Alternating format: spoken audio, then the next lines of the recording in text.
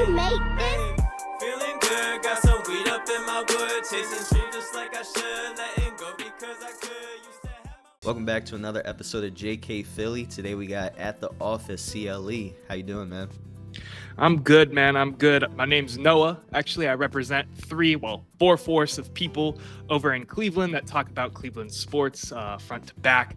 And I'm happy to chop it up some Cavs with you today, man. For sure. Yeah, let's just jump right into this. Usually start out by just giving you guys a platform to just talk about what you do on your channel and just everything that you've been doing to introduce yourself to the fans. Yeah, so my name's Noah. We've been doing this for about 2 years now. We sit down every Monday, Wednesday around 7 to 9 p.m. Just depends what's going on. Wednesdays, it's always 9 p.m. We chop it up. We talk about Cavs, Browns, Guardians, sometimes Ohio State, sometimes some national topics as well.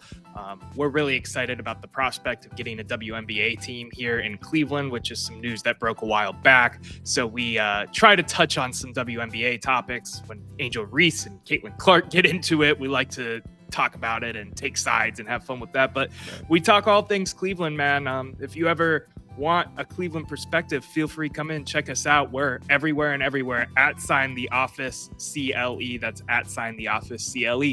For sure. Definitely appreciate that. So yeah, let's just jump right into it. I wanted to just start, since I'm talking to the better of the teams now, of course we started with talking to the Jazz and the Hornets and everything like that. It kind of went more chronological. This team, I kind of want to go a little bit back to that, but just asking you a general question from the very beginning. Of course, you're a fan of the Cavs, but when the season started, did you think really that the Cavs were going to be this good throughout the entire regular season, that they were going to be number one overall in the East? No, to be blunt, I did not think that they would be this good. A 64-18 record, third in offensive rate, eighth in defensive rating. I mean, they were absolutely dominant in the regular season when it comes to the NBA. I thought they had a chance to be really good. I thought they showed flashes of what became this season in the regular season, at least last year, minus some injuries with Darius Garland, Donovan Mitchell during the playoffs. I mean, any of the core four, Jared Allen, Evan Mobley, Donovan Mitchell, Darius Garland, all of them missed time with injuries in the season prior. Mm-hmm. So the fact that they stayed healthy, the emergence of Ty Jerome, Evan Mobley becoming the defensive juggernaut we all thought he could be here in downtown Cleveland. I thought that there was a chance for them to be really good, but 1 seed and 64 wins, I would have never predicted that anytime ever. Yeah, I was on the same wave of just the Cavs are definitely going to be a team this year. They're going to be a consistent team for years and years and years to come. That it's just going to be guaranteed that they're top four. So them taking that knock at the Celtics throughout the season, just being man, they're really going back and forth, and it's kind of surprising that, not even really surprising, but it's just it seemed like the Cavs caught up a lot sooner than I guess what the NBA world thought they would get to. Of course, like I said, they would have been in top four regardless, like they've been, but just this season just being so dominant throughout the whole year, and even having those battles early in the regular season with OKC and stuff like that, and seeing how those games progressed, you could just tell from the beginning. But it was definitely a interesting feat for them. I do kind of want to talk a little bit about some of the guys that you kind of mentioned, more notably a Ty Jerome, and also even I was just going back and reviewing my old clip that I was talking with the Atlanta Hawks guy. We were talking about DeAndre Hunter as well, and you guys acquiring him. Could you tell me a little bit about both of those guys and just what their role is within the team? Because of course we saw those big games that they've had throughout the regular season. Yeah, so Ty Jerome and DeAndre Hunter was what I thought was going to be the nastiest of all forces in the playoff, coming off the bench for this team. They feed off of each other from going back to obviously their days in Virginia as Cavaliers there.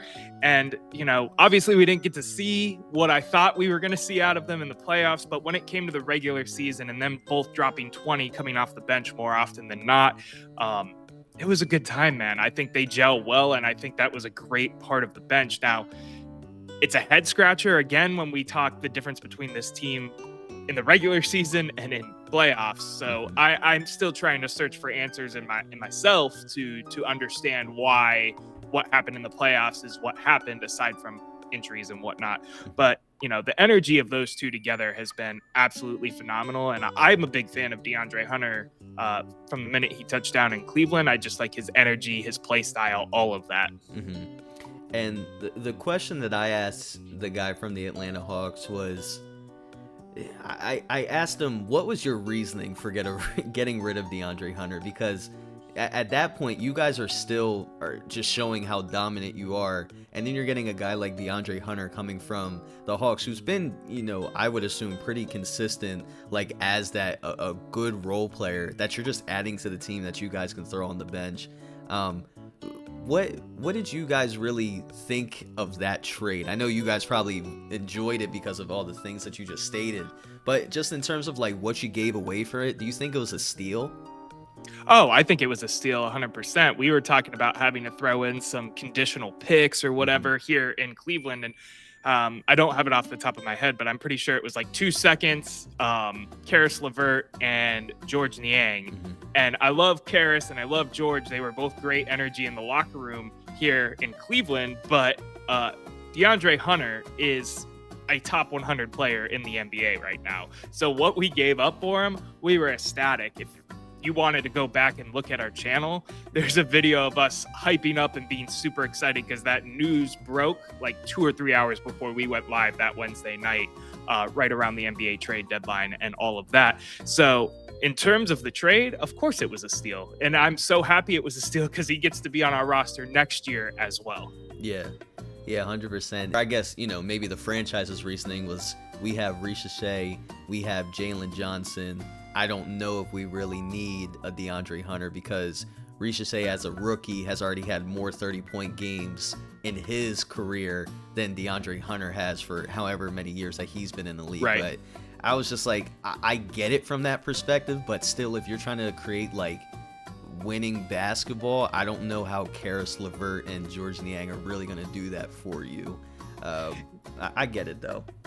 Nah, I get it a little bit too, thinking depth-wise and that type of thing as well. That's kind of the conversations that are happening here in Cleveland now after the playoff fumble in the second round of the Indiana Pacers, is talking about maybe moving on from a Jared Allen or a Darius Garland to go towards some more depth pieces, whatever that looks like, a Jalen Suggs and some of the Magic's bench role players, for example. That framework isn't out there, but that's something that's been talked about. So, and I'm not saying I agree with that either, but that's the conversations that are being had. So I kind of get it in that perspective of you're super deep in one position, let's move and try to add other ways. But still, DeAndre Hunter, for what we paid for him, I'll take that any day of the week and twice on Tuesday or whatever that saying is. Yeah, 100%. Yeah, I thought that was a very like underrated trade that maybe only Cavs fans talked about. It was just like, man, this is the best trade besides like Luka, obviously. But other than that, I was like, that has to be up there. But it's just not. It's overshadowed by Luka all season. So it was just interesting to me. But I do want to move in because you did allude to it a little bit. We can honestly just jump into the playoffs. Just give me your key takeaways. We can go all the way from, you know, them going against the Heat to them getting eliminated.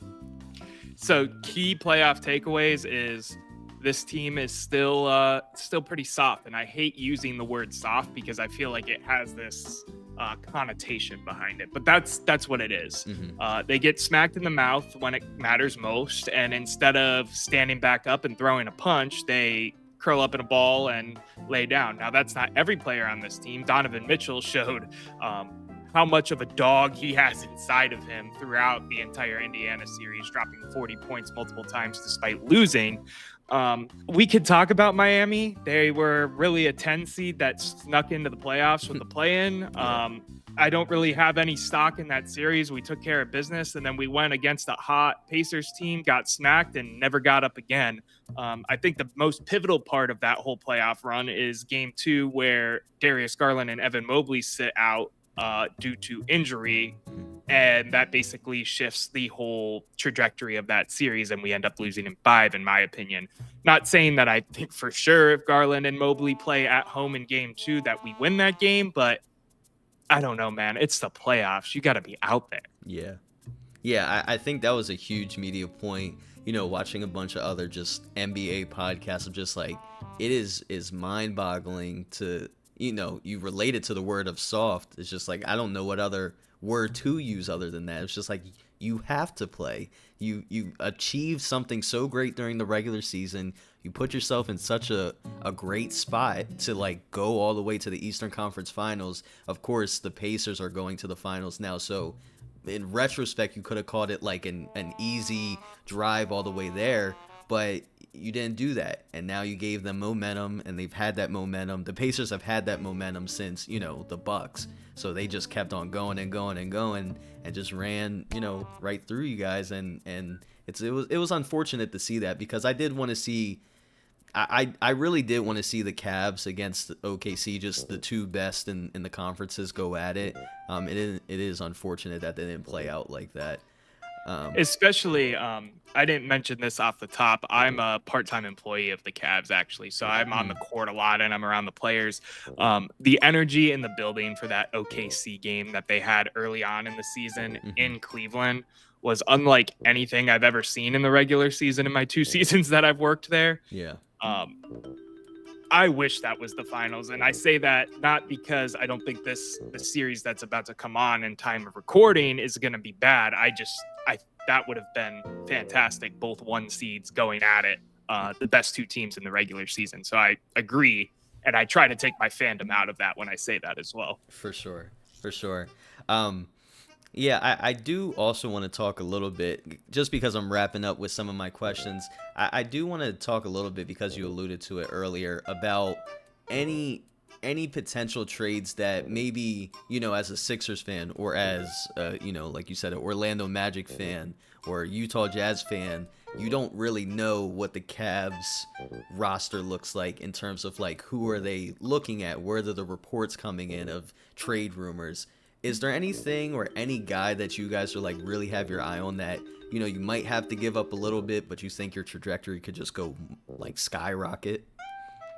Yeah, I think of it more in the perspective of the other way of who do we want to give up and what kind of makes sense in terms of adding depth and maybe freeing up some more possessions, I guess, for people like Donovan Mitchell or Evan Mobley. Those are my 2 untouchables in my mind.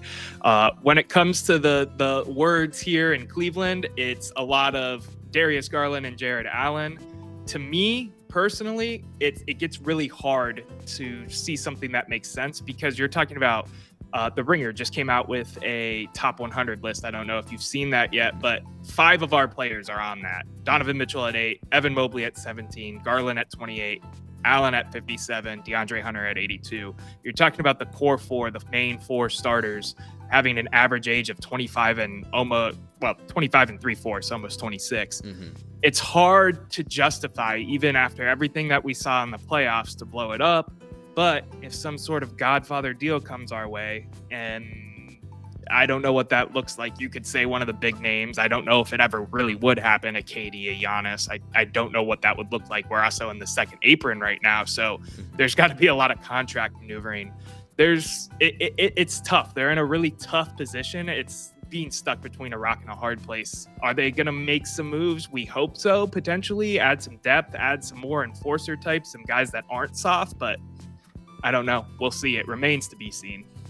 So saying that, then say nothing happens, right? Or say it's so minimal that it doesn't really make a difference within the team. With that similar team, same roster, do you think they're able next year to make that similar push, be like top 1 or 2, and just like kind of breeze by, injuries aside, of course, but just breeze by the playoffs and make their way to the finals? Yeah, that's a great question. And I'm not trying to give you the cop out of I don't know, but I was very confident in this team based off everything I saw this season with, Coach of the Year, Kenny Atkinson, and all of that. To me, it sucks because the regular season means absolutely nothing to me next year. They could go 74-8 and break the record for best record in the regular season, and it doesn't matter to me because we were at the highest of highs this year and they didn't get it done. Based off of what I see in the regular season, yeah, they can. Based off of what I've seen in the playoffs, it makes me scratch my head and say maybe they need to add some more rough and tough type of players to this roster. And I don't know what that answer is with how tight their cap situation is with the new apron rules in the league. Yeah. Yeah, we just recorded with the Nuggets last night, and then we recorded with the Timberwolves the day before, and that's really what we've been talking about towards the end of the episode. It's just like, man, it doesn't even matter about having like that star guy on the team anymore. It's just how deep are you and how deep in your bag can you go to. So it is the question of, you know, who on that team can we maneuver around, get a good deal for, and, you know, try to work out and see what happens with that. Which is crazy because the Cavs' depth was one of their strong suits in the regular season, but you throw a guy like Dean Wade out there on the court in the playoffs and he scores, I think it was like 7 points in 3 games. Yeah. He had a ton of rebounds, but does that really matter at the end of the day? It's tough. It's really tough. Are you depth or are you playoff? Do you have depth or do you have playoff depth? Right. Are these guys going to show up when it matters most, or are they just going to go by the wayside like we saw this season? And that's the question everybody in Cleveland's waiting to get answered after what was such an exciting regular season. 100%. Yeah, well, like I stated, that's majority of the questions I do have. I definitely appreciate your time. I definitely like talking more to Eastern Conference teams because of how dominant the West is, and even, you know, as we stated in previous episodes, it's just like the Mavs getting that #1 overall pick. So now Cooper Flag, you know, whatever is supposed to be going over there. It's just making the West even stronger. And of course, Jason Tatum going out with the Achilles, probably going to be out all next year. And then Giannis, who knows what's going to happen with him. We just need the East to be good. So I definitely appreciate talking to the East teams and having the hope. I don't really care when it comes into like, oh, you're a Cavs fan and you're a Boston fan, so I can't be cool with you. It's about, we just need to be better as a conference so we can start competing with these teams. So it's not, you know, Pacers have a plus 500 odds to win the NBA Finals when it's so, you know, heavily favored in OKC. But, you know, it's the biggest favor in 20 years of NBA Finals. So it's crazy for sure. I'm with you on that. Who do you got winning the Finals? Just quick. I don't know when you're going to drop this. So game 1 might be over already. Game 2 might have already happened too. But I think I do think OKC wins it. I just don't think it's going to be maybe as easy as everybody thinks it is. Like I lean more towards the side of it being more likely to be in 6 or 7 games than it to just be in 4 or 5, if that makes sense. We did predictions yesterday on our live show at the time of recording, and I said OKC in 7. So I'm with you right in alignment. I was just curious what your thoughts were with everything. Yeah, definitely appreciate you coming on. Like I said, that's majority of the questions I do have, but I do appreciate you coming on. If there's anything that you guys got coming up within your channel, I'd love for you to you know, display it to the fans. Yeah, for sure. We've got some live shows coming up. We've been hopping around trying to get into some bars and stuff like that. There's one coming soon. I don't have an official date, so want to just shout that out real quick. I want to shout out, we're live every Wednesday talking everything, the whole gambit of Cleveland sports and national sports. Come tune in 9 p.m. It's a good time. We go for about an hour, and then obviously it gets reposted after that as well here on YouTube. It's on X, it's on Facebook, wherever you can find us. That's at the office CLE, at the office CLE. Awesome. Make sure you guys press all the links down below, like the video, and subscribe to the channel. We'll talk to you later. Thank you guys for watching another episode of JK Philly. Make sure you stay tuned by subscribing to the channel.